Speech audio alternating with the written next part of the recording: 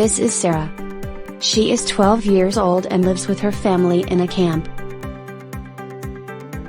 Sarah enjoys playing with her friends and her younger brother and sister. She was attending school, but was frustrated at her poor grades. She had missed many months of school due to fighting in her town. When she did not understand something in class, Sarah stayed silent and did not ask any questions. Because there were too many children in the class, her teacher did not even notice Sarah was struggling. Some of Sarah's friends had gone to work in farms, instead of school, and Sarah decided to join them. Sarah's parents have not been able to find work. Her father had to leave his carpentry tools behind when they fled from the fighting, and he does not have enough money to rebuy the tools to start working. Not having an income makes both her father and mother very frustrated and angry. Sarah's family has to rely on irregular distributions from humanitarian agencies or help from neighbors. This is often not enough to adequately feed Sarah or her family. Sarah's parents know she is not doing well in school, but they are overwhelmed, and when she decides to stop going to school, they do not protest. Sarah spends 12 hours per day, in the rain or hot sun, working on the farm. The children are not treated well, and have been hit, if they take too long a break. Sarah also has to walk a long distance before sunrise to get to the farm each day. During her journey, she is afraid of who she may meet along the way.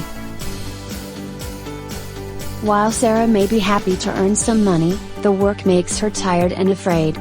She begins to worry about her future if she does not go back to school.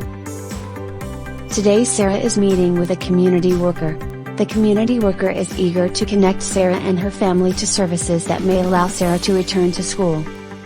But she wonders, what could have been done to prevent Sarah from experiencing child labor in the first place? What could be done to prevent other children from experiencing harm in this community? So, let's take a look at some of the opportunities to prevent Sarah from entering child labor. This is Sarah before she started working at the farm. But now, primary prevention supports have been put into place to stop child labor. People in the refugee camp realized there was a problem, and community members discussed with children, families, and humanitarian agencies about what could be done. Cash distributions were provided to all families in the camp, and her father used some of the cash to repurchase his carpentry tools. He is now busy in a workshop and has enough income to provide food for his family.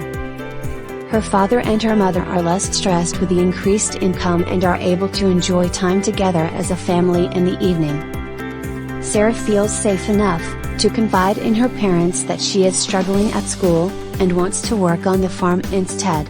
Sarah's parents have heard messages during community meetings about the difficult conditions on the farms. They talk to Sarah about how important it is that she stay in school, and while they cannot afford private tutoring, they can ensure she has a quiet space to study in the afternoon. The quality in the school has recently been improved too. Teachers' salaries were raised to an adequate level, and they receive training on participatory teaching methods. The teacher is no longer overwhelmed. When she sees Sarah is struggling, she is able to provide the extra support during the lessons. Sarah is making progress at school and enjoys working with her classmates. Child labor was a problem where Sarah lived. The community identified actions to address the main reasons for child labor, such as the lack of employment opportunities, the lack of quality education in schools, and an underestimation by families of the dangers for children working in the farms. Having supportive parents also helps Sarah cope with difficulties. These prevention efforts reached the whole community, so they not only prevented Sarah from entering child labor but many other children and families in similar situations. Humanitarian actors have a responsibility to prevent harm to children before it happens, whenever possible. The types of actions needed to prevent child labor may be different in other communities. These efforts can be carried out by child protection actors, in collaboration with others working on education, GBV, food security, or other sectors, depending on the situation. Preventing harm to children is possible. Join the Alliance for Child Protection and Humanitarian Action, to learn more about preventing harm to children in humanitarian settings.